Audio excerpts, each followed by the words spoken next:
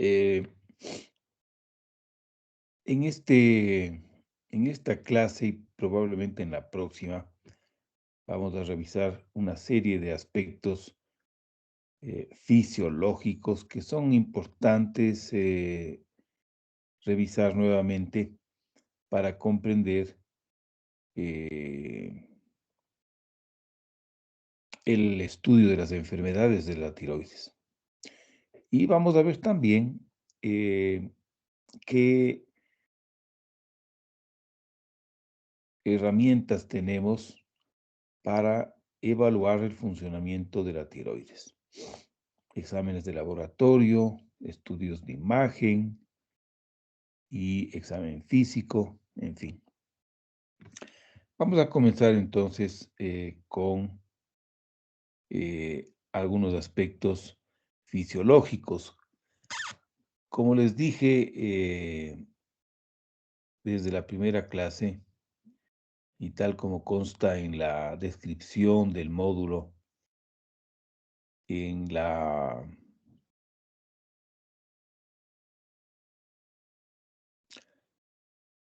página web de la Universidad Virtual, nuestro libro de texto es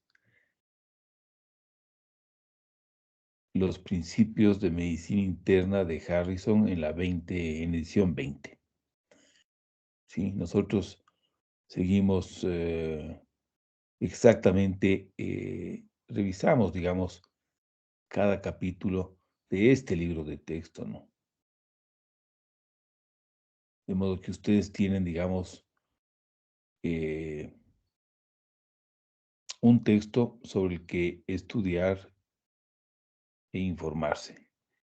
Y por supuesto, las personas que quieran profundizar un poco más o ampliar conocimientos, pues puede revisar otras referencias bibliográficas, ¿no? Pero este libro nos parece importante por varias razones. Primero, porque es un libro que es el libro de texto para estudiar medicina en las escuelas de medicina en muchos países en el mundo, porque es un libro que tiene mucho prestigio. Segundo, está escrito por expertos en el tema. Tercero, se actualiza cada 2 años, de modo que lo que ustedes leen en la última edición del libro de Harrison eh, está bastante actualizado, ¿no? Bastante actualizado. Eh, Siempre hay en estos libros de texto un retraso de por lo menos 2 años, ¿no? Lo cual se refleja usualmente como la medicina avanza a enorme velocidad, especialmente los capítulos de terapéutica, a veces pueden manifestar ciertos retrasos, ¿no? De todas formas, digamos que la inmensa mayoría de los conocimientos están bastante bien, ¿no? Y lo más importante de todo es que lo que aparece en este libro de texto es lo que se considera, digamos, que son los conocimientos que debería tener un estudiante de medicina, ¿no? Ustedes saben que, por ejemplo, para las enfermedades de la tiroides, solo para enfermedades de la tiroides, hay libros más largos que el propio Harrison, ¿no? Es decir, que en cualquier tema de medicina clínica que ustedes quieran, ¿no es cierto? Uno puede profundizar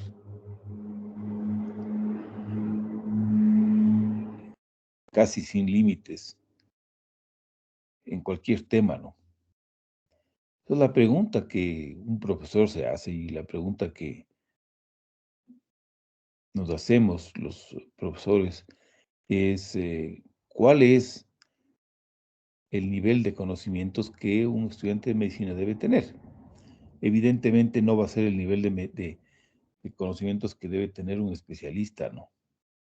Entonces, ¿quién decide hasta hasta qué profundidad debe conocer un estudiante de medicina? Entonces, es una pregunta bien difícil, ¿no? Y antes que ponerse a especular sobre el tema, yo personalmente prefiero atenerme a lo que han decidido el equipo de profesionales y de expertos de medicina que escriben nuestro libro de texto de Harrison, ¿no? De modo que lo que nosotros revisamos en cada seminario, en cada tema, más o menos tiene una profundidad acorde con el nivel de entrenamiento que ustedes tienen, con el nivel de formación que ustedes tienen, ¿no? A veces podría pensarse que la información que aparece en el Harrison es como demasiado exhaustiva, pero yo creo que es una percepción equivocada. Yo creo que es una percepción equivocada. Como les digo, para cada tema que se revise en el Harrison, podría haber un libro entero, ¿no? Y sin embargo, en el Harrison ese libro entero se reduce a unas 20, 30 páginas, ¿no? De modo que lo que aparece en el Harrison ya es un resumen, ¿no? Digamos, es lo básico, ¿no? Estudiar menos que eso me parece que es ya comenzar a mediatizarse, ¿no? A menospreciarse. Yo creo que las personas que se van habituando a leerse los capítulos del Harrison se percatan de que comienzan a tener una visión general de la medicina bastante apropiada para su nivel de conocimientos, ¿no? Bueno, con esta introducción vamos a pasar entonces a revisar algunos principios de fisiología. Quizás un concepto importante es estar familiarizado con la estructura de las hormonas tiroideas.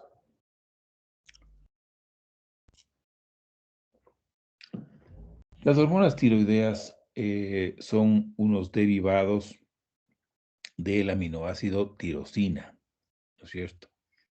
Si ustedes revisan la estructura del aminoácido tirosina, van a ver que es un aminoácido cíclico con una cadena lateral. Y entonces, estos aminoácidos eh, se unen entre sí para formar, ¿no es cierto?, eh, las hormonas tiroideas. Como ven ustedes,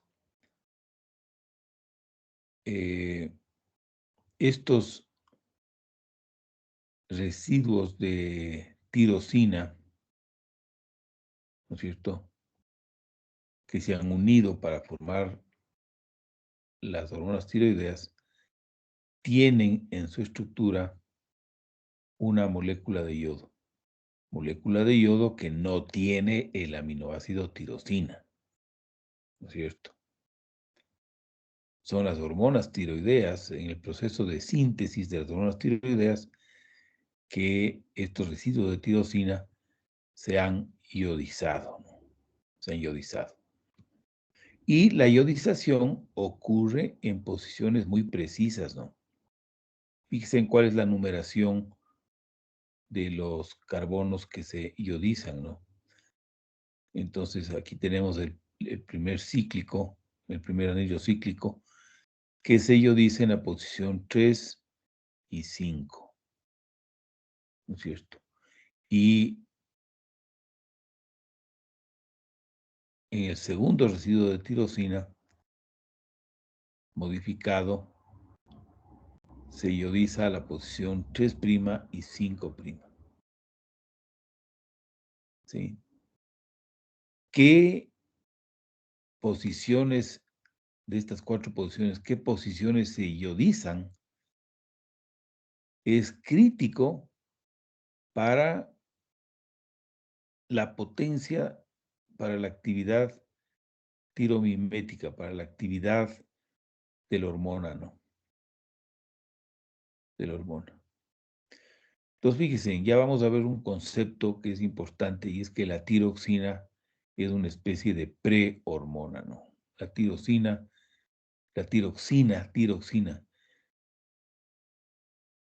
eh, la tiroxina se convierte en T3, que es la hormona metabólicamente activa. La T3 es la hormona metabólicamente activa. Entonces, fíjense, ¿cuál es la diferencia entre la T3 y la T4? La T4 de paso se llama tetraiodotironina. ¿Sí? Tetraiodotironina. La T3 se llama triiodotironina. Triiodotironina. Tiene 3 yodos. ¿No es cierto? Entonces, fíjense, ¿cuál es la diferencia entre la tiroxina y la triiodotironina? Que la T3 no tiene el yodo en la posición 5'. Fíjense. ¿Sí? Entonces, esta es la hormona metabólicamente activa, ¿no? Sí, claramente el organismo convierte T4 a T3 deiodizando la posición 5'.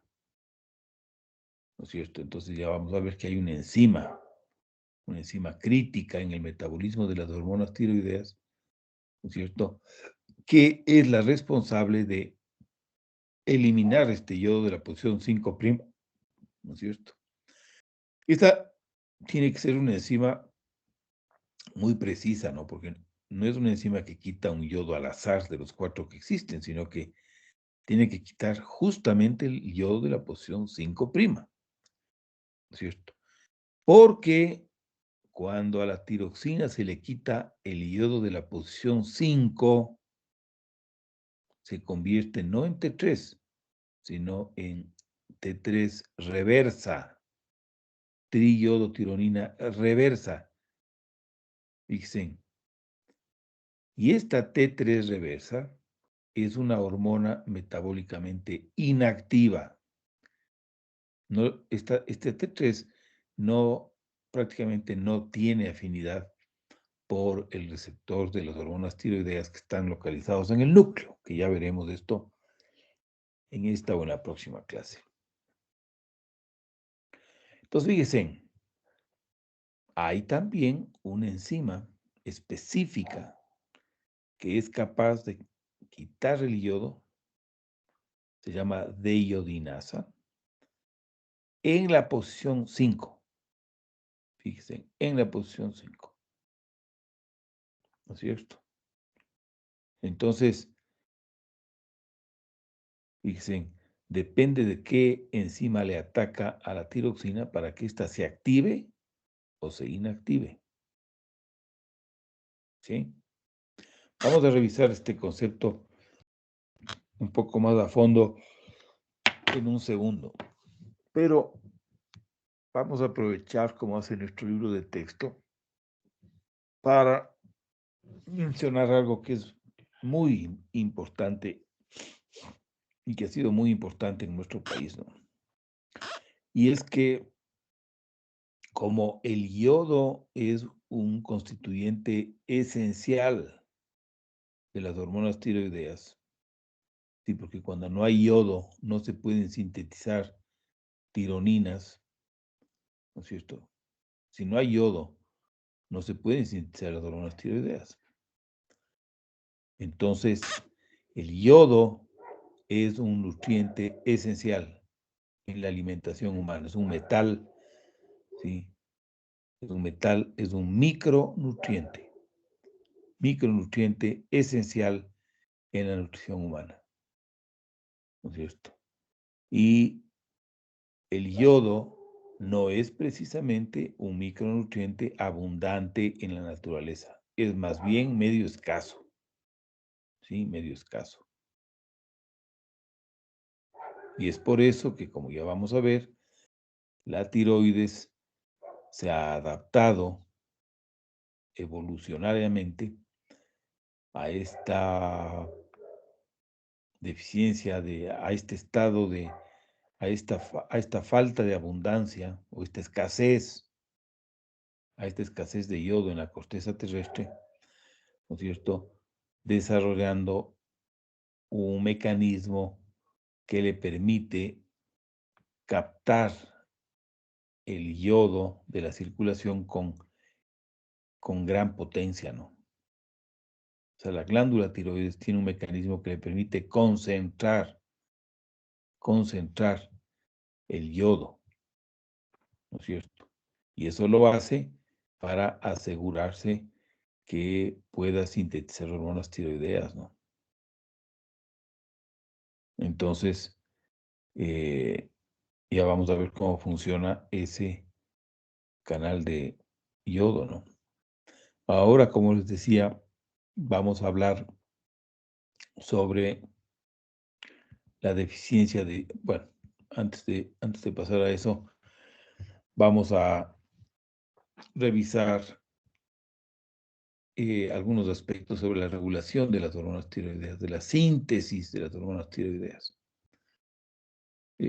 Este primer concepto que aparece aquí, ustedes ya lo dominan, ¿no? Acabamos de concluir el capítulo de patología hipofisaria y ustedes ya son expertos en lo que es la retroalimentación de las hormonas tiroideas, en este caso, sobre la hipófisis, sobre el hipotálamo que produce TRH, que a su vez estimula a las células a producir TSH, la misma que estimula a la glándula tiroidea, ¿no?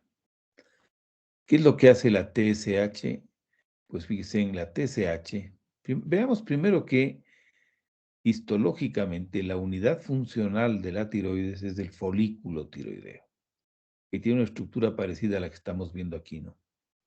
Es decir, las células tiroideas se disponen formando folículos que encierran, ¿no es cierto?, una laguna en donde se encuentra la tiroglobulina, ¿no?, que es una proteína enorme, que es la que tiene en su estructura algunos aminoácidos de tirosina. Y esos aminoácidos de tirosina son los que son utilizados por la tiroides para sintetizar las hormonas tiroideas. Entonces, fíjense, si sacamos una célula de estas y la ampliamos, vamos a ver esto. Fíjense, la TSH para ejercer sus efectos tiene que interactuar con el receptor de TSH, que es un receptor GPCR. Usted esto perfectamente, ¿no? Fíjense qué importante haberse familiarizado con el concepto de los GPCRs, ¿no? Es decir, de los receptores asociados a la proteína G. Estos receptores, ¿no es cierto?, emplean como segundo mensajero al AMP cíclico, ¿no es cierto? Ustedes ya saben cómo funciona eso.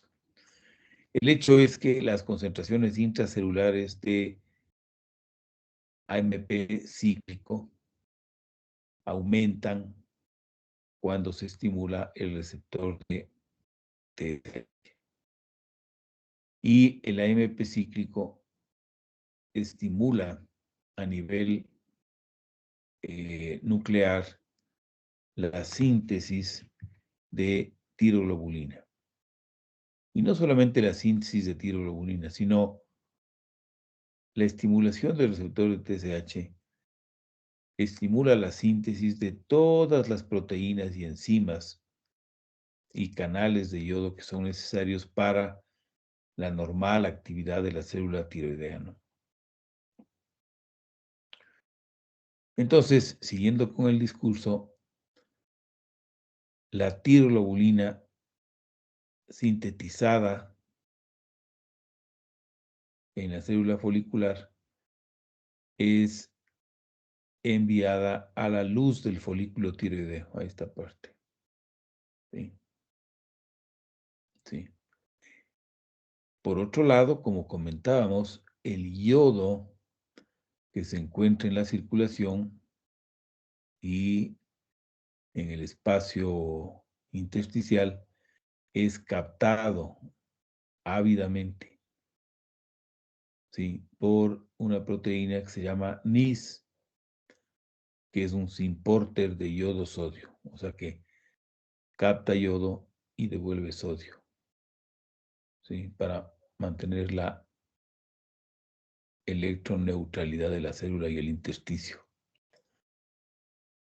Esta proteína es la que permite que la glándula capte yodo contra un gradiente de concentración, porque la concentración de yodo dentro de la célula tiroidea siempre es mucho mayor que la concentración de yodo en el espacio intersticial, ¿no? Siempre es mayor. De modo que esta es una notable, un syn-porter, un canal, no es exactamente un canal, siempre hay que utilizar la palabra precisa, ¿no? Un syn-porter es un transportador que capta yodo contra una gradiente de concentración, ¿no? O sea, un trabajo sorprendente. Y este yodo también se encuentra a nivel del coloide folicular, ¿no?, el espacio folicular. Entonces, aquí es donde una enzima que se llama peroxidasa tiroidea, TPO, que es una proteína que solamente se sintetiza en las células de la tiroides, y por eso es que se convierte en un blanco único de la tiroides, en las enfermedades autoinmunes de la tiroides. Una proteína que es antigénica es la TPO. Esta enzima es responsable de dos eventos críticos en la síntesis de las hormonas tiroideas. Primero, iodiza los residuos de tirosina en la tiroglobulina. Como les decía, cada molécula de tiroglobulina creo que tiene algo así como, no me acuerdo muy bien, pero no son muchos, de los 1500 aminoácidos más o menos que tiene la tiroglobulina. Sí. Más o menos me parece que hay unos 10. Podemos revisar esto con más precisión, pero existen más o menos unos 10 son tirosinas. Entonces, lo que hace la TPO es iodizar esos residuos de tirosina que están en la tiroglobulina, ¿no es cierto?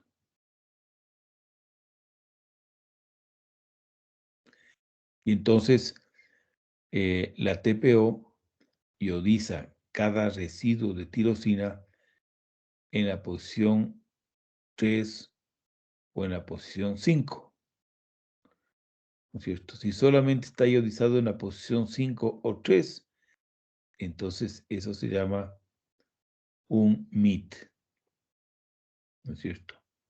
Es decir, una tirosina. O se puede llamar también un DIT, es decir, una diiodotirosina.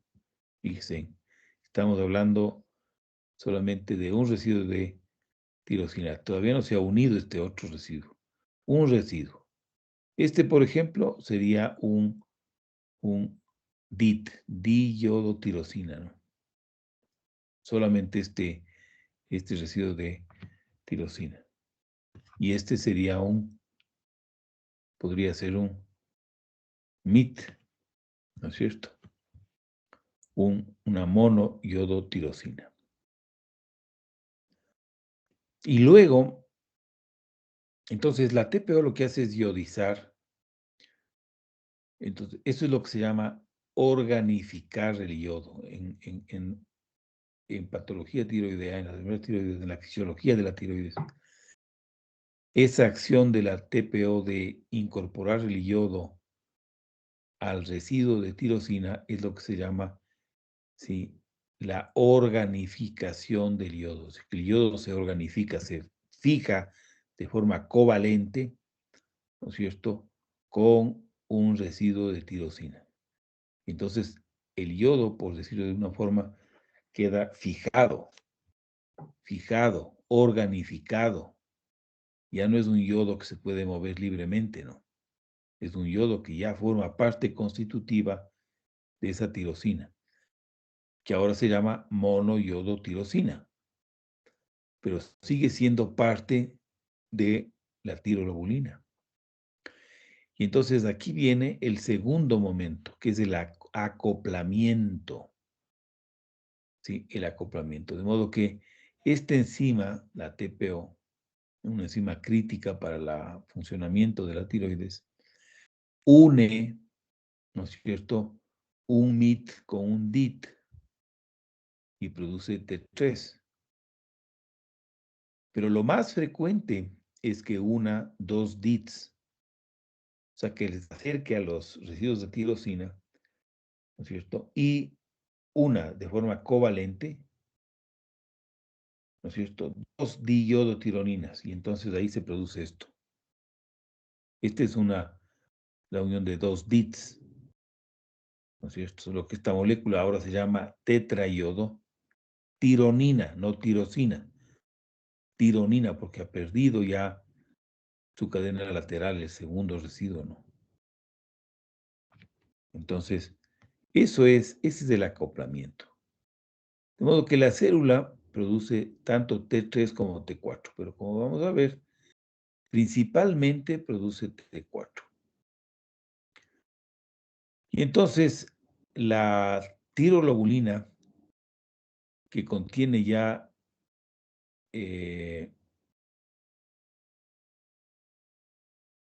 T4 y T3, ¿no es cierto?, es captada por la parte apical de la célula,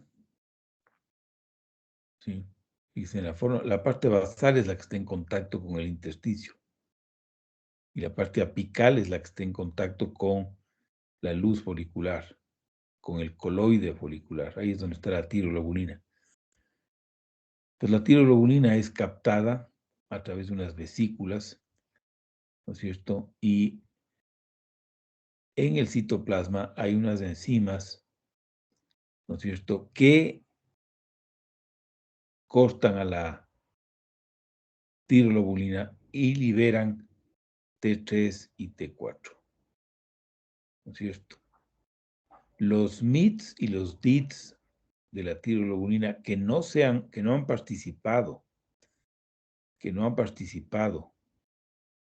en la formación de T3 y T4 también son procesados, el yodo es liberado y el yodo es reutilizado. Este es un mecanismo que le permite a la célula reutilizar los yodos del DIT y MIT que no fueron, ¿no es cierto?, utilizados para formar T3 y T4. De esa forma, la célula ahorra yodo, ¿no? Ahorra yodo.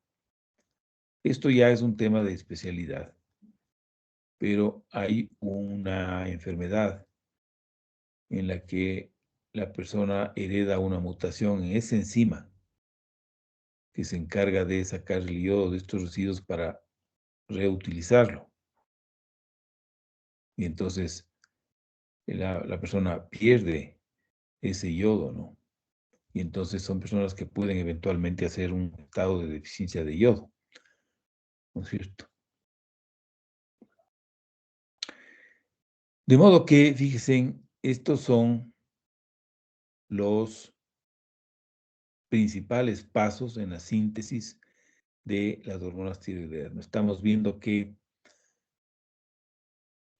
digamos, los elementos claves son el receptor de hormonas tiroideas, la tirolobulina, el NIS, la TPO y una serie de enzimas intracelulares que se encargan de digerir la tirolobulina para liberar las T3 y las T4 que se han formado, ¿no? Fíjense en cómo las hormonas tiroideas preformadas que se encuentran en el folículo tiroideo están encerradas en estos folículos, ¿no? El folículo tiroideo tiene enormes cantidades de hormonas tiroideas preformadas, ¿no? Que son captadas poco a poco por las células foliculares según se vayan necesitando para ser liberadas al espacio intersticial y de ahí a la circulación, ¿cierto? Pero con las hormonas tiroideas ya preformadas están acantonadas, por decir algo, en la luz del folículo, ¿no? Ya veremos enfermedades que se llaman tiroiditis, en la que los folículos se destruyen como consecuencia de un proceso inflamatorio y entonces grandes cantidades de hormonas tiroideas preformadas pueden salir al espacio intersticial y de ahí a la circulación y producir una crisis de hipertiroidismo, ¿no? De modo que, nuevamente, fíjense en el papel clave del yodo en la síntesis de las hormonas tiroideas, ¿no? Si no hay yodo, entonces no hay hormonas tiroideas. Puede estar todo esto presente, ¿no es cierto? Que si no hay yodo, esto se para, ¿no? Esto no funciona sin yodo. Cabe recordar que la estimulación de TSH hace también que el número y el tamaño de cada una de las células aumente, ¿no? Y es por eso que una estimulación excesiva del receptor de TSH ocasiona bocio, es decir, un crecimiento de la tiroides, ¿no es cierto? Eso es lo que pasa en el hipotiroidismo. Un exceso de estimulación de TSH le puede hacer crecer a la célula, ¿no? Que se produce por hipertrofia e hiperplasia de las células tiroideas. Pero bueno, como les comentaba, aprovechar este momento para hablar sobre la importancia del yodo, ¿no? Ya creo que ustedes ya tienen clarísimo por qué es que el yodo es crítico para la nutrición humana.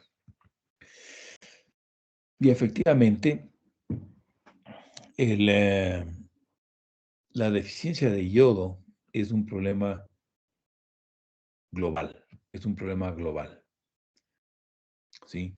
Esto ya se conoció en los años 50, el papel clave que jugaba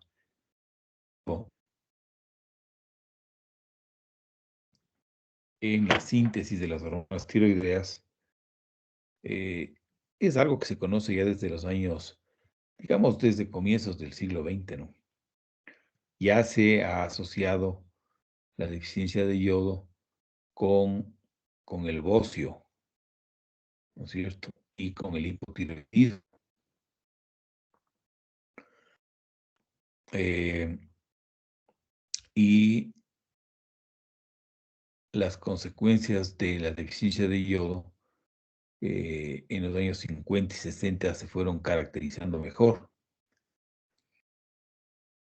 Y el problema es tan importante a nivel global, fíjense, que hay un organismo internacional que se encarga de monitorizar el estado de la deficiencia de yodo a nivel mundial, ¿no?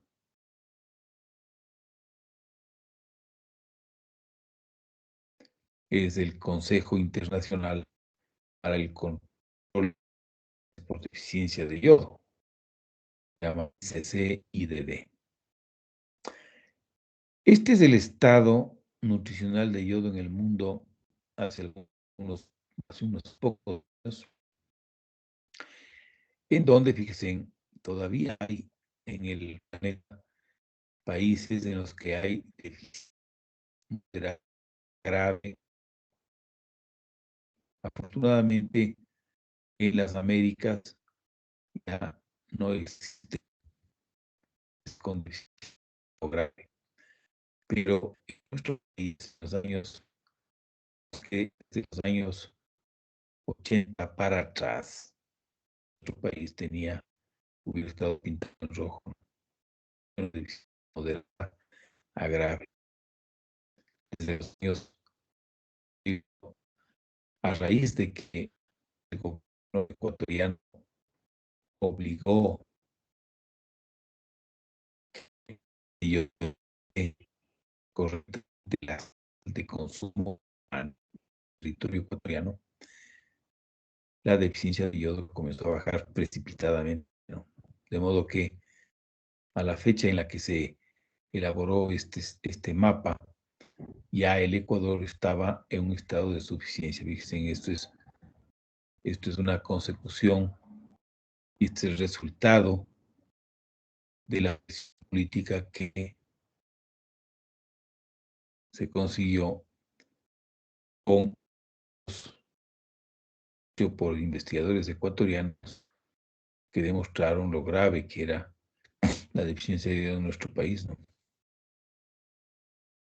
Pero fíjense, por ejemplo, en el África, tanto en el África oriental como en el África occidental, todavía hay países que tienen eh, fuerte deficiencia de yodo, ¿no? Fíjense, en la India todavía, en la India, en Pakistán, en Myanmar, todavía para la fecha de la elaboración de este mapa había una profunda deficiencia de yodo todavía, ¿no? Fíjense, uno de los países más poblados del mundo. Y en ciertos países de la antigua Unión Soviética, sí, están alrededor del mar Caspio, todavía hay una deficiencia marcada de yodo, ¿no? Si nos enfocamos a nuestro país, fíjense en cómo nuestro país, junto con los Estados Unidos, Alaska, Venezuela, Colombia, Paraguay, son países que tienen un estado de suficiencia de yodo, ¿sí?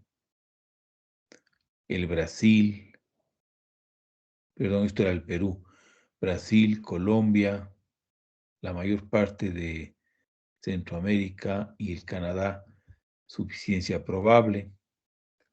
Chile tiene un estado de exceso, entre otras cosas porque se consume bastante marisco, tipos de marisco que tienen gran cantidad de yodo, ¿sí?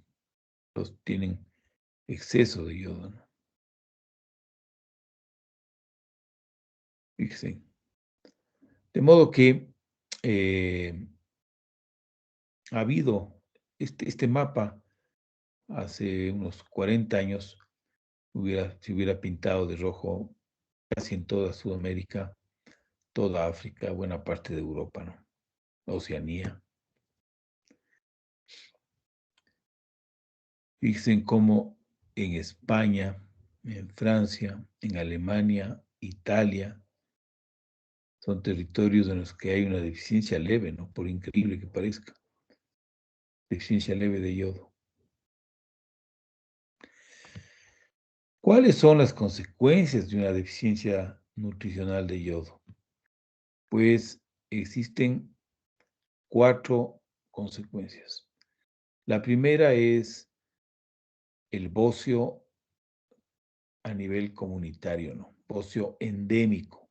Cuando una comunidad tiene deficiencia nutricional de yodo, pues un porcentaje alto de sus habitantes tiene bocio, ¿no es cierto? Reflejando la, la deficiente síntesis de hormonas tiroideas y el aumento de la concentración de TSH, ¿no? Que está estimulando a la tiroides a que trabaje mejor. Y lo que consigue es que la glándula aumente de tamaño. Pero como no se resuelve el tema de la deficiencia de yodo, eso sigue aumentando, ¿no? En nuestro país, por ejemplo, ahora es mucho menos frecuente en el campo ver personas con bocio, ¿no? Pero estoy seguro que muchos de ustedes se recordarán haber visto en el campo personas con bocios enormes y a veces bocios monstruosos, ¿no? Eso era por deficiencia de yodo. En grados más severos de deficiencia de yodo puede haber no solamente bocio, sino hipotiroidismo. Hipotiroidismo. Entonces, hipotiroidismo afecta no solamente a los adultos, sino también a los niños, y lo más grave de todo, afecta también a las mujeres embarazadas y al feto, ¿no es cierto? Y al feto. Y entonces cuando el hipotiroidismo es severo y tanto la madre como el producto sufren ese estado de hipotiroidismo por deficiencia de yodo, el resultado es un cretinismo, ¿sí? El cretinismo es el daño al sistema nervioso central irreversible que ocurre durante la vida intrauterina y que resulta de una deficiencia severa de hormonas tiroideas, ¿no es cierto? Eso, cuando ocurre a nivel comunitario, eso es por lo general por deficiencia de yodo severa, ¿no es cierto? La madre normalmente le protege al niño durante, durante la mitad del embarazo, dándole hormonas tiroideas. Pero si la madre está hipotiroidea por deficiencia de yodo, el niño no tiene ese apoyo. Y ya cuando su tiroides comienza a funcionar, más o menos hacia la segunda mitad del embarazo, su glándula tampoco va a poder funcionar, de modo que el sistema nervioso de un ser humano que se desarrolla en un estado de deficiencia severa de yodo, ¿no es cierto?, puede dar lugar al cretinismo, ¿no? Al cretinismo, que no es lo mismo que el hipotiroidismo congénito, que también vamos a ver en otro capítulo, ¿no? En el hipotiroidismo congénito, la tiroides del niño a veces tiene defectos genéticos graves que no le permiten producir hormonas tiroideas. Pero ese niño, durante la vida intrauterina, ¿no es cierto?, cuenta con el apoyo de las hormonas maternas, que aunque en pequeñas cantidades, el organismo se da formas de utilizar ese poquito de hormonas tiroideas y lo hace muy bien, porque consigue, ¿no es cierto?, mantener la integridad del sistema nervioso central. El problema es cuando el niño nace. Si no se le corrige su deficiencia hormonal, como ya no tiene el aporte materno, el sistema nervioso central comienza a sufrir las consecuencias. Y entonces se produce un daño mental que también es irreversible, ¿no? Pero es prevenible. En cambio, en las áreas con deficiencia de yodo extrema, como la madre no le puede proteger al niño, entonces ya el niño nace con un daño irreversible del sistema nervioso central, ¿no? Ese es el cretinismo, cuando ocurre a escala comunitaria, el cretinismo endémico, ¿no es cierto? Esta es la principal causa de retraso mental prevenible a nivel mundial, ¿no? La deficiencia de yodo.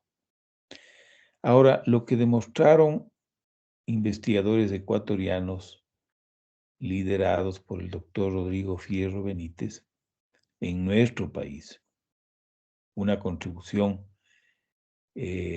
ecuatoriana al conocimiento universal sobre las consecuencias de la deficiencia de yodo, fue que el cretinismo, ¿no es cierto?, era la punta del iceberg, ¿sí? La deficiencia de yodo severa en una comunidad afecta también, ¿no es cierto?, a la integridad del sistema nervioso central de amplios sectores de la población, que no son cretinos, porque el cretino tiene un coeficiente intelectual que está por debajo de 50, de 40, es decir, una deficiencia mental profunda, ¿sí? Pero cuando la deficiencia severa de yodo se da en una comunidad, ¿sí?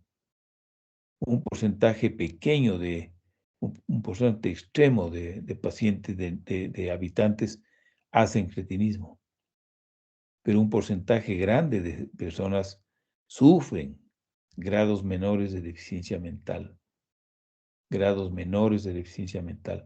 que afecta a un porcentaje más amplio de la población. Entonces son ciudadanos, ¿no es cierto?, que tienen coeficientes intelectuales bajitos, ¿no? Menos de 90, 80, a veces 70, ¿no es cierto?, que a primera vista pueden parecer personas normales, pero que cuando, cuando uno interactúa con ellos o cuando estos tienen que demostrar su capacidad mental en la escuela, no responden, ¿no? Porque tienen una deficiencia mental. Entonces, el hecho de que la deficiencia mental afecte a sectores mucho más grandes de la población de lo que se pensaba, cuando solo se pensaba que el cretinismo era la consecuencia de la deficiencia de yodo, hizo que la deficiencia crónica de yodo se convierta en en un problema de salud pública a nivel mundial, ¿no? Y es por estas dos cosas que actualmente se considera que la deficiencia crónica de yodo es la principal causa de retraso mental prevenible a nivel mundial, ¿no? A nivel mundial. Yo no sé si alguno de ustedes ha visto alguna vez un cretino.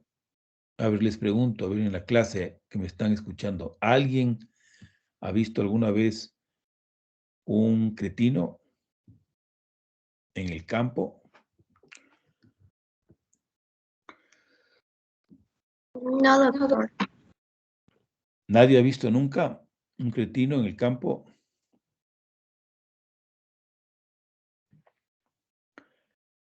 Los cretinos en nuestro país tenían este aspecto, ¿no? Fíjense. ¿No han visto ustedes personas así, con estas características en el campo? ¿Nadie, ninguno de ustedes?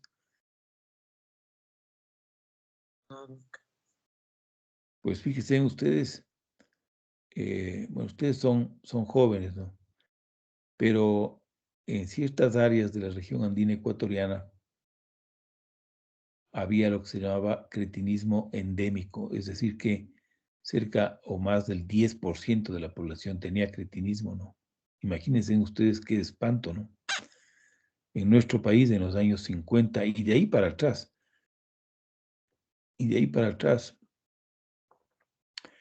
el,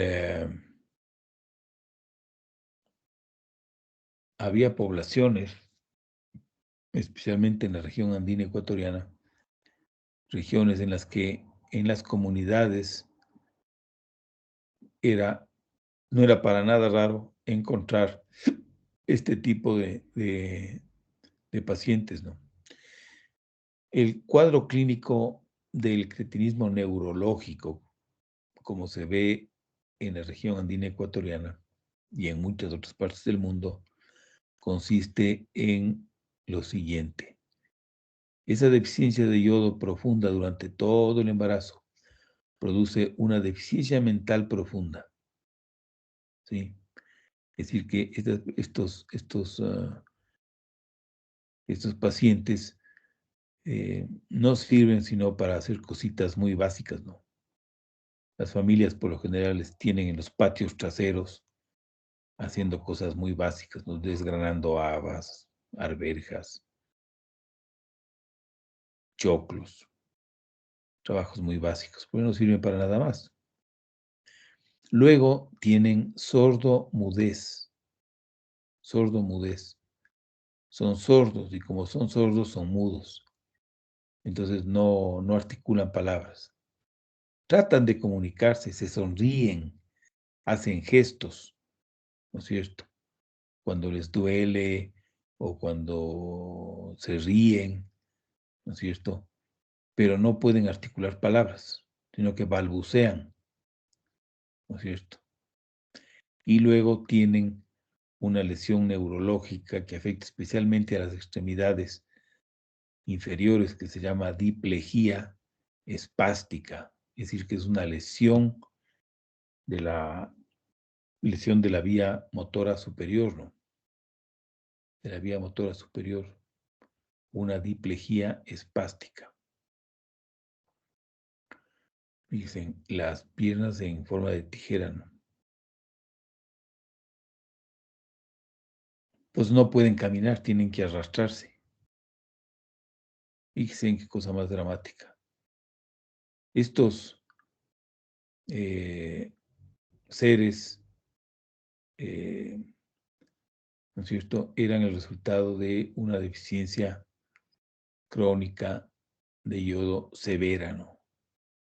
En la que la madre no le pudo rescatar a su niño dándole hormonas tiroideas, porque ella también tenía un hipotiroidismo severo, ¿no? Lo dramático de todo esto es que las poblaciones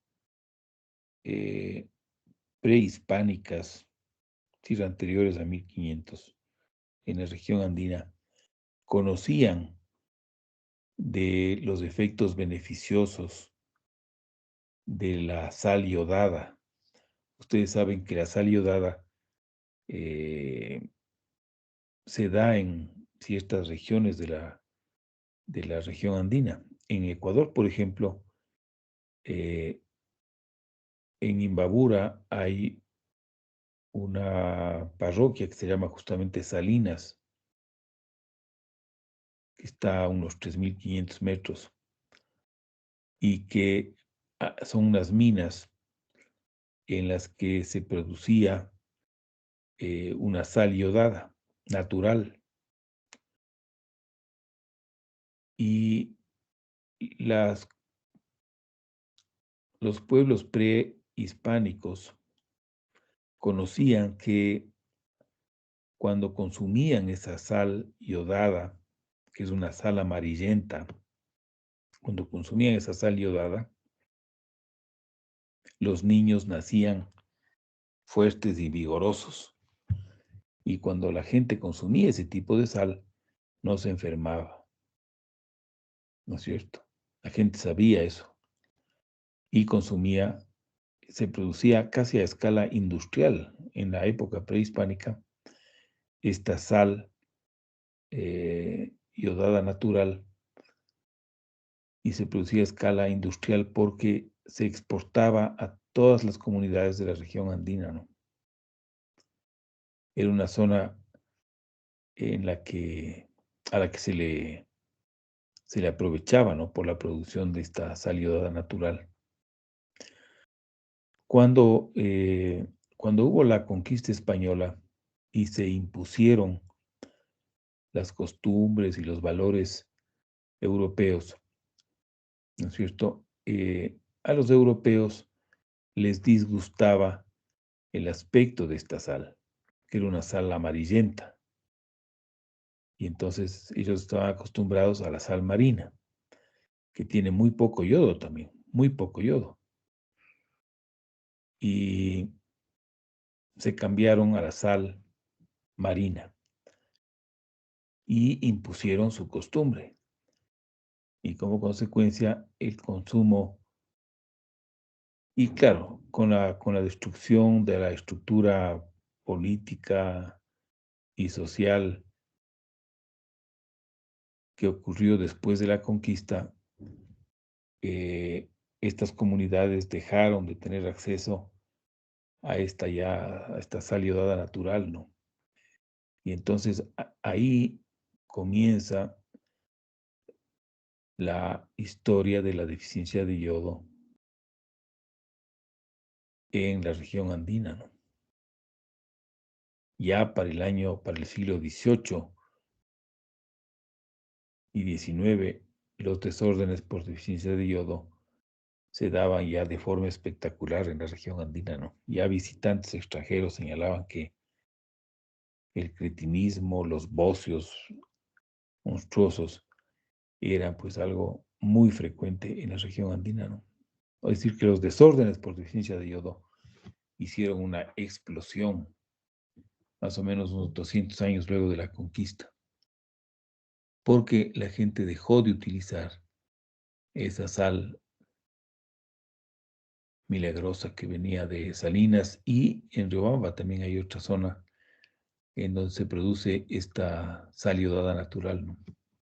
Es una historia dramática, pero gracias a Dios, las investigaciones ecuatorianas, la presión pública y política hicieron que finalmente en la legislación ecuatoriana sea obligatoria la iodación de la sal para consumo humano. Lastimosamente, en los últimos 10 años, por esto del mercado libre entre los países de la región, se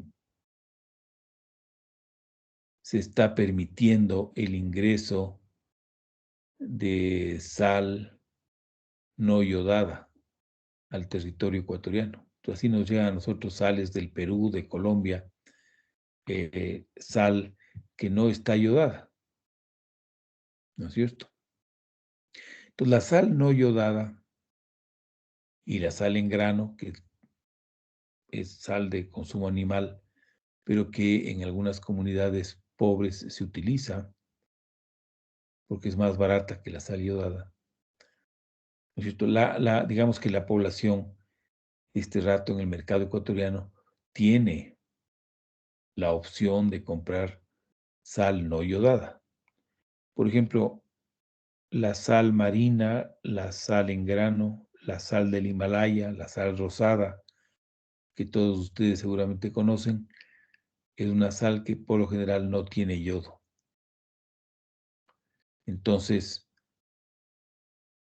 ese es un peligro en este país, ¿no? Porque hay muchas mujeres embarazadas que se están cambiando por moda al consumo de este tipo de sales que no tienen yodo. Y entonces, como en nuestro territorio la tierra tiene muy poco yodo, aquí si nosotros no consumimos sal iodada, fácilmente podemos hacer un cuadro de deficiencia de yodo, ¿no es cierto? Y entonces, esto especialmente en las mujeres embarazadas es algo que puede ser peligroso, ¿no es cierto?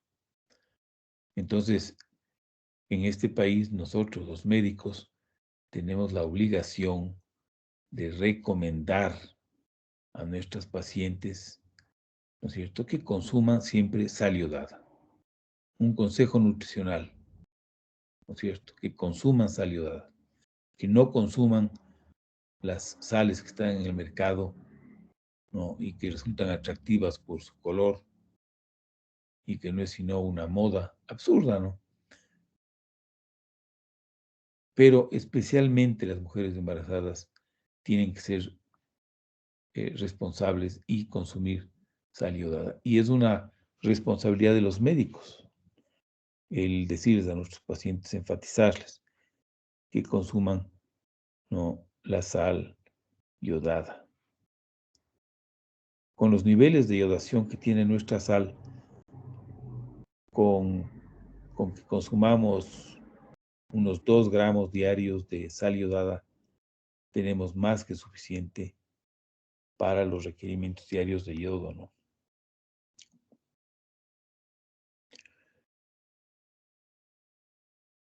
Fíjense en las recomendaciones de yodo, consumo diario de yodo para seres humanos, ¿no? En los adultos, ¿sí?, se recomienda entre 150 y 250 microgramos diarios.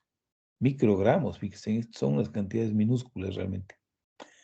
En los niños, los requerimientos van de 90 a 120 microgramos diarios, y en mujeres lactantes y embarazadas 250 microgramos diarios de yodo, ¿no es cierto? En nuestro país, actualmente, en los sitios, las sales que están yodadas y que son en sitios de expendio, normalmente tienen, según lo que se ha conocido, entre 200 y 400 microgramos por gramo de yodo. De modo que, por gramo de sal, perdón, microgramos de yodo por gramo de sal. De modo que si en nuestro país consumimos, como les digo, 2 gramos, 3 gramos de sal al día, tenemos más que de sobra para cumplir con los requerimientos diarios, ¿no? Pero si nos cambiamos a sales que no son yodadas, entonces fácilmente podemos volver a un estado de deficiencia de yodo. Fácilmente. Muy bien. Entonces, vamos a dejar ahora el tema de la deficiencia de yodo y vamos a seguir hablando de algunos capítulos sobre la fisiología de las hormonas tiroideas. Les decía que la tiroxina se considera actualmente una prehormona. Esta prehormona se puede convertir en la hormona metabólicamente activa T3 o se puede inactivar, ¿no es cierto?, en T3 reversa. Fíjense la diferencia, acuérdense en dónde está el yodo en la T3 y dónde está el yodo en la T3 reversa, ¿no? Entonces la enzima que convierte la T4 en T3 es una deiodinasa. Es una deiodinasa con actividad 5', ¿no es cierto? Es una deiodinasa que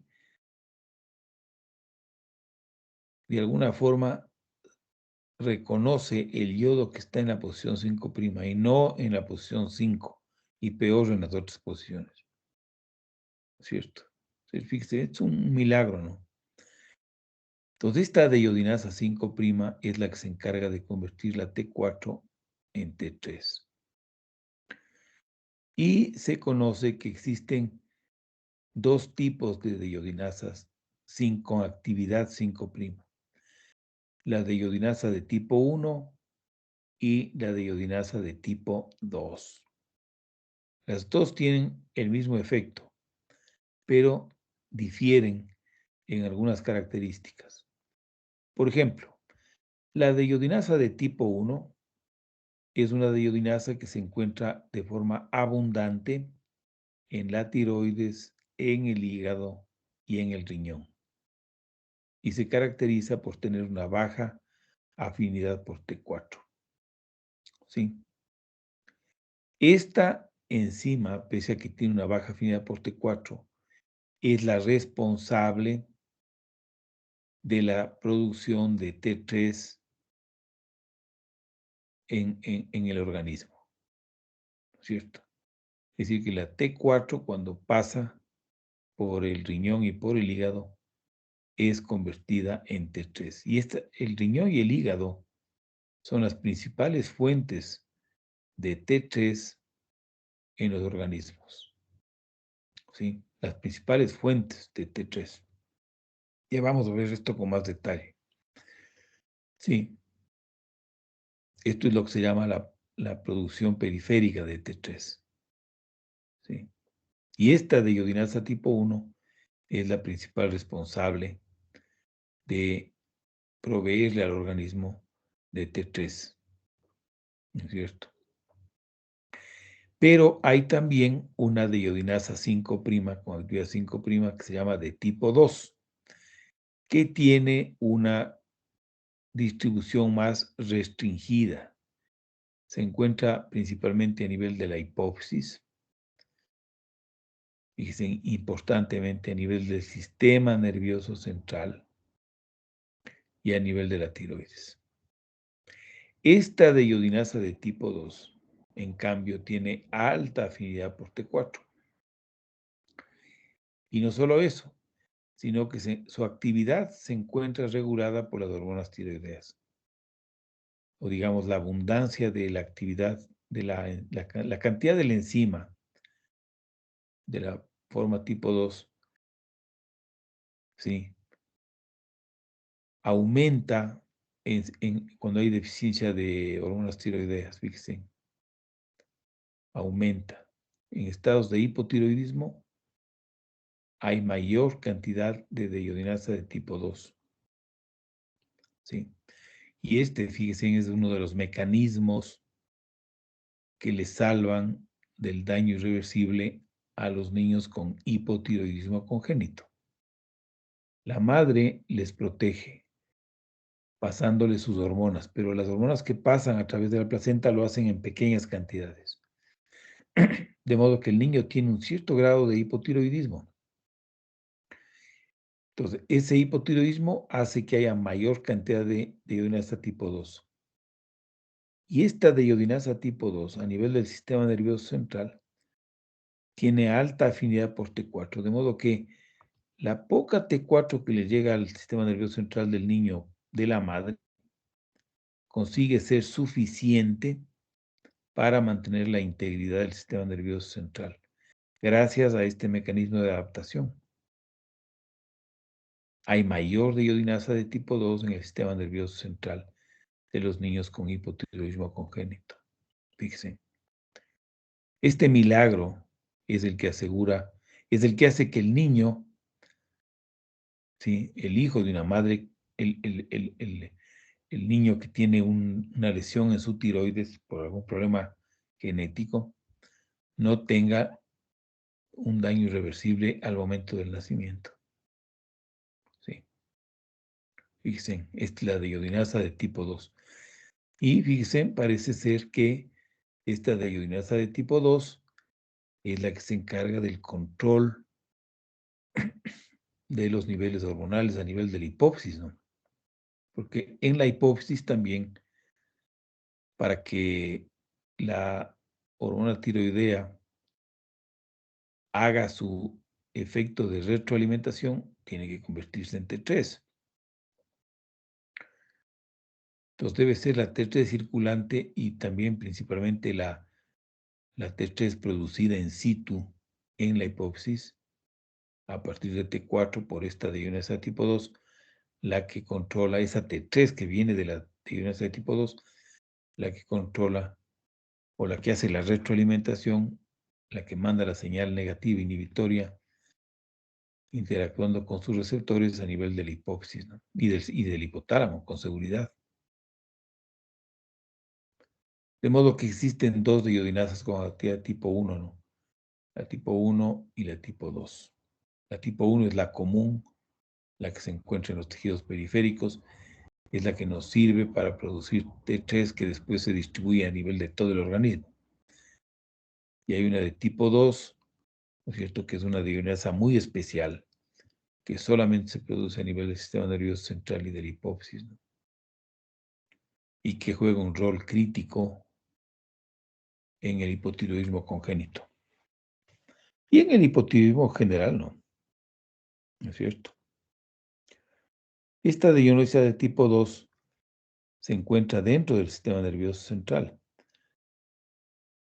Dentro del sistema nervioso central, ¿no es cierto?, la T3 que hay en el sistema nervioso central puede venir de la T3 circulante, que se ha producido por la deiodinasa tipo 2 en tejidos periféricos, o puede venir también de la deiodinasa de tipo 2, que in situ convierte T4 en T3.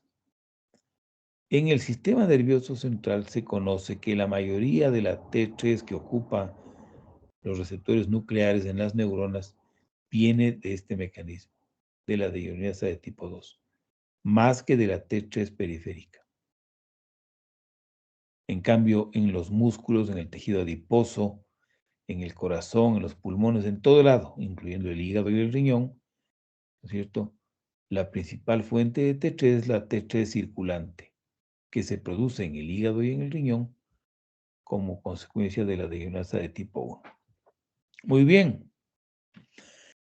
Y vemos que hay también una deiodinasa con actividad 3'. Aquí está equivocado, ¿no? Esto hay que corregir. Es una deiodinasa de tipo 5, ¿no es cierto? Es la que quita este yodo y le convierte a la T4, a la tetrayodotironina, en T3 reversa, ¿sí? Que no tiene actividad metabólica. O sea, cuando el organismo no quiere que el organismo reciba mucha acción de hormonas tiroideas, lo que hace es convertir la T4 en T3. No, esta es una enzima muy importante, ¿no? Es la deiodinasa de tipo 3, la que tiene actividad 5', perdón, 5 deiodinasa, ¿no es cierto? Ya vamos a ver cómo en algunas enfermedades, cuando un organismo, digamos, está enfermo, está en un estado catabólico, ¿no es cierto? El propio organismo se encarga de no exponerle a demasiada T3, porque esta es una hormona calorigénica que aumenta el metabolismo, aumenta el catabolismo, aumenta el consumo energético. Entonces, en un organismo que está enfermo, que está catabólico, que no está en una situación normal, no le conviene tener mucha T3. Entonces, el organismo, con sabiduría, si podemos emplear este término, activa la iodinasa de tipo 3 e inactiva la T4, ¿no? ¿Sí? Entonces, aquí está el concepto que ustedes no pueden pasar por alto, ¿no?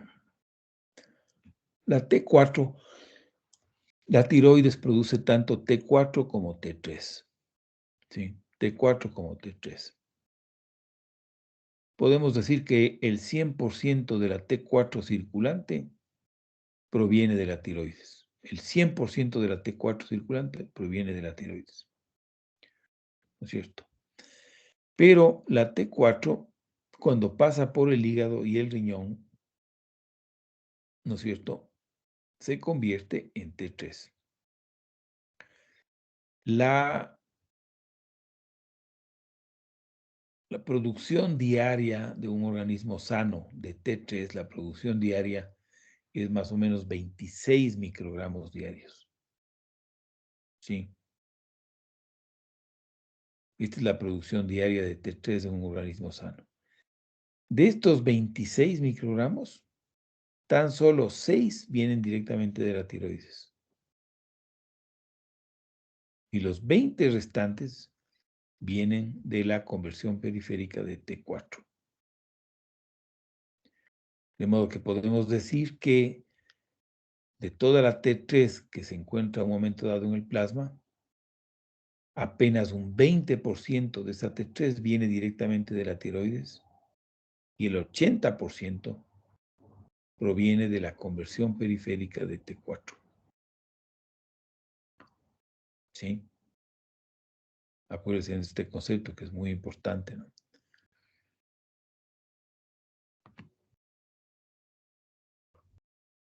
Entonces, aquí está lo que les acababa de comentar. Hay una serie de situaciones y también, curiosamente, de medicamentos que son capaces de bloquear la conversión de T4 a T3, ¿no es cierto? Inhibiendo las deiodinasas de tipo 1 y 2, y principalmente la deiodinasa de tipo 1, ¿no?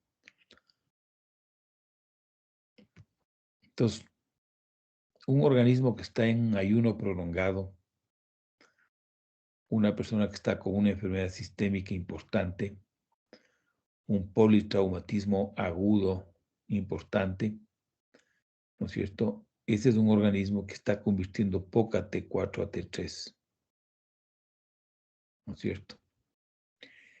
Entonces, estos son pacientes que pueden tener los niveles de T3 sérica bajos. Sí.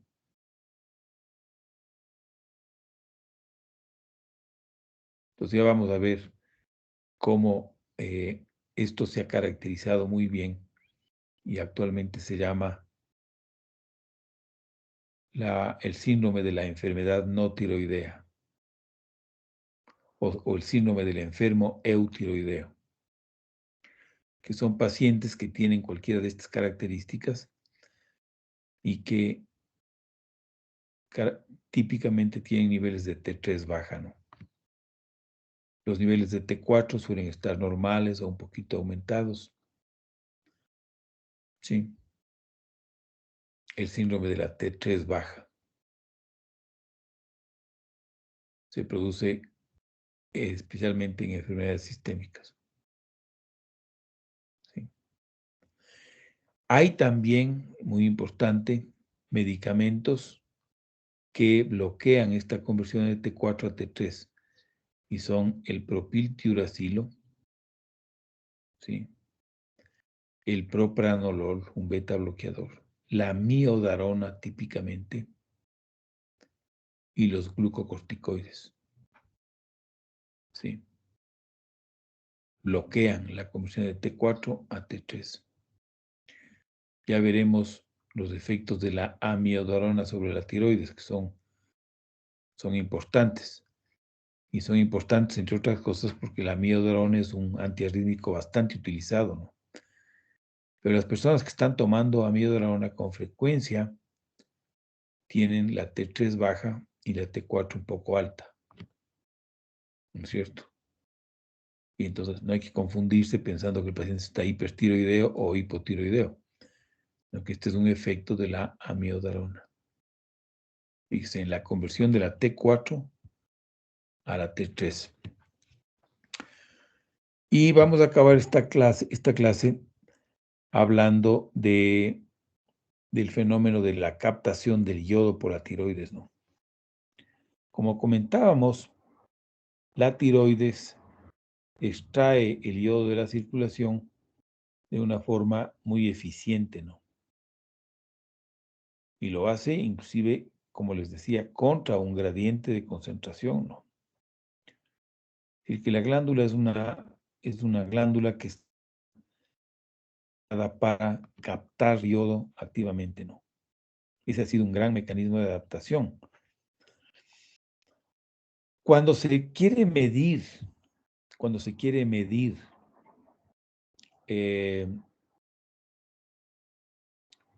la actividad de la captación de yodo por la tiroides, ¿no es cierto? Se ha demostrado que más o menos entre un 10 y 25% de una dosis de yodo radioactivo se capta por la tiroides en 24 horas. ¿Sí?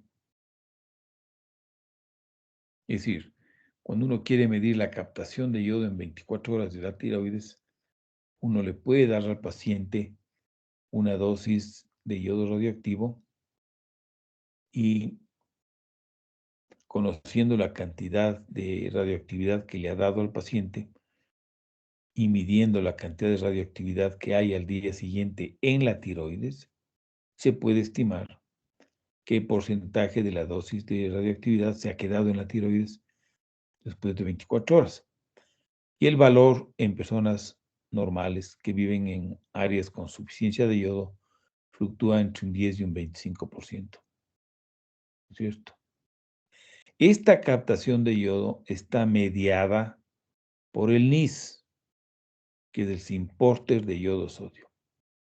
El NIS se expresa principalmente en la tiroides. Muy pocos otros tejidos expresan este NIS, ¿no? Y una cosa que es interesante es que este mecanismo de transporte se encuentra regulado y se adapta al aporte dietético de yodo, ¿no es cierto? Por ejemplo, cuando hay un alto consumo de yodo, la actividad del NIS disminuye y se reduce la captación de yodo. ¿Sí? Y cuando hay una deficiencia de yodo,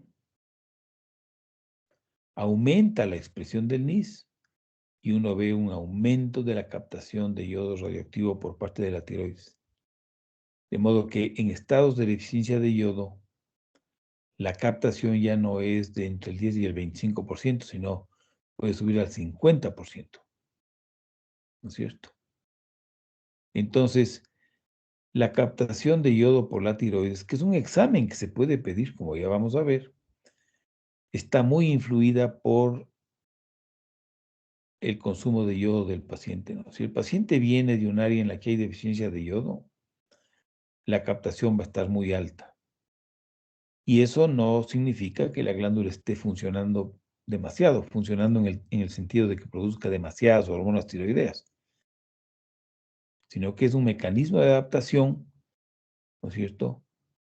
Es una glándula que capta con mayor rapidez, justamente porque hay un estado de deficiencia, ¿no? Está intentando captar cualquier molécula de yodo para poder normalizar la producción de hormonas tiroideas.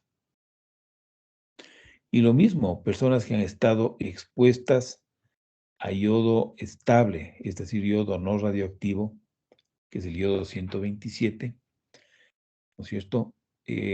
Van a tener una captación baja, ¿no? Lo que no significa que el paciente está hipotiroideo, sino que la glándula seguramente está produciendo cantidades normales de hormonas tiroideas, pero su captación es baja porque el paciente ha estado en contacto con altas concentraciones de yodo, ¿no? Entonces, cuando uno interpreta estos resultados, tiene que tener cuidado con el consumo de yodo del paciente. Y esta expresión selectiva del NIS en la tiroides nos ha permitido a los médicos utilizar el yodo radioactivo, ¿no es cierto?, para realizar estudios de imagen, como las gammagrafías. Por ejemplo, esta es una gammagrafía, fíjense. Aquí le hemos dado al paciente el día anterior una dosis diagnóstica de yodo radioactivo y al día siguiente utilizamos una gamma cámara y tomamos una especie de foto, ¿no es cierto? Y fíjense en cómo el yodo se acumuló en la tiroides, ¿no? Eso es lo que detecta la gamma cámara. Y fíjense en cómo salimos de la tiroides y prácticamente ya no hay. Eh, entonces, esta imagen pues se utiliza, ¿no?, en la valoración de los tumores de la tiroides, en fin. Entonces, ya veremos esto con más detalle. No solo eso, sino que la expresión selectiva del NIS nos permite tratar un hipertiroidismo, por ejemplo, con yodo radioactivo, ¿no es cierto? Le damos, digamos que esta tiroides esté funcionando demasiado, un hipertiroidismo, y hemos llegado a la conclusión de que no hay otra salida sino destruir la tiroides para curar el hipertiroidismo. Pues una salida es darle una dosis terapéutica alta de yodo radioactivo. La glándula capta todo ese yodo y la radiación le destruye, con la ventaja de que los tejidos que están fuera de la tiroides apenas se exponen a esa radiación, ¿no? O sea, el NIS nos permite destruir de forma selectiva la tiroides cuando es necesario. Esa destrucción selectiva del tejido tiroideo es muy útil también, por ejemplo, en la ablación del cáncer de tiroides, ¿no es cierto? Como solamente las células benignas o malignas de la tiroides captan yodo, entonces un resto de cáncer se puede destruir con una dosis alta de yodo, ¿no? Se conoce causas de hipotiroidismo congénito, se conocen pacientes con hipotiroidismo congénito que se deben a mutaciones del gen que codifica para el NIS, que tiene, claro, efectos catastróficos, ¿no? Es como que hubiera una deficiencia de yodo severa, ¿no? Si la tiroides no tiene el NIS, entonces el yodo podría entrar a la tiroides solamente por un gradiente de concentración. Entonces, esto hace que la tiroides no pueda iodizar los residuos de tirosina ni sintetizar hormonas tiroideas, y estos pacientes pues tienen bocio, ¿no?, e hipotiroidismo. Muy bien, yo creo que ahí lo vamos a dejar y en la próxima clase continuamos. Yo les recomiendo vivamente que se lean las páginas correspondientes a la clase de hoy en nuestro libro de texto para que vayan consolidando los conocimientos. No sé si tienen alguna pregunta respecto a la clase de hoy. Doc, a mí me queda una duda. Ajá. Tal vez el yodo se pueda pasar por la leche materna al bebé. Sí, sí pasa por la leche materna. Sí pasa por la leche materna. Por eso las mujeres lactantes tienen que consumir yodo. Porque si el niño depende para su alimentación exclusivamente de la leche del seno materno, entonces la madre tiene que aportarle el yodo que necesita el niño para su normal funcionamiento a través de la leche, ¿no? Claro que pasa. Por eso es que los requerimientos, como comentábamos, los requerimientos de mujeres lactantes es tan alto como en mujeres embarazadas, ¿no? Gracias, Doc. ¿Alguna otra inquietud, alguna otra pregunta?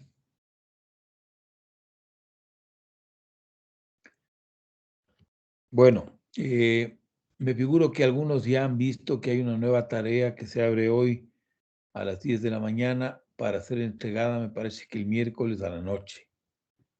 Entonces,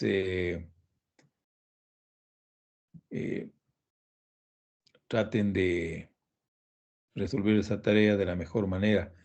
Habrán visto también que la tarea anterior sobre el síndrome de Cushing también ha sido ya calificada.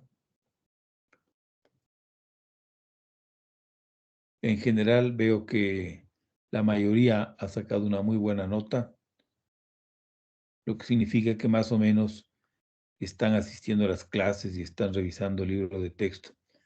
Pero siempre hay 3 o 4 despistados que por lo que escriben da la impresión de que no hubieran asistido a clases ni que estuvieran estudiando.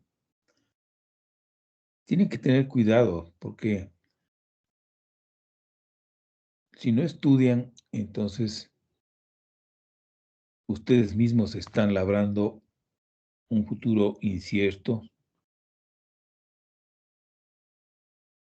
y como cuando sean un poquito más, cuando tengan más edad, ustedes tendrán lo que se llama ahora cargas familiares y también una mujer, cargas familiares a las que sostener, ¿no?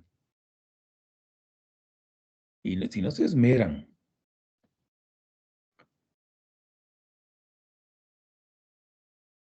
quienes van a sufrir las consecuencias serán las cargas familiares, ¿no? Eso les puedo asegurar. Bueno, entonces vamos a continuar con el tema.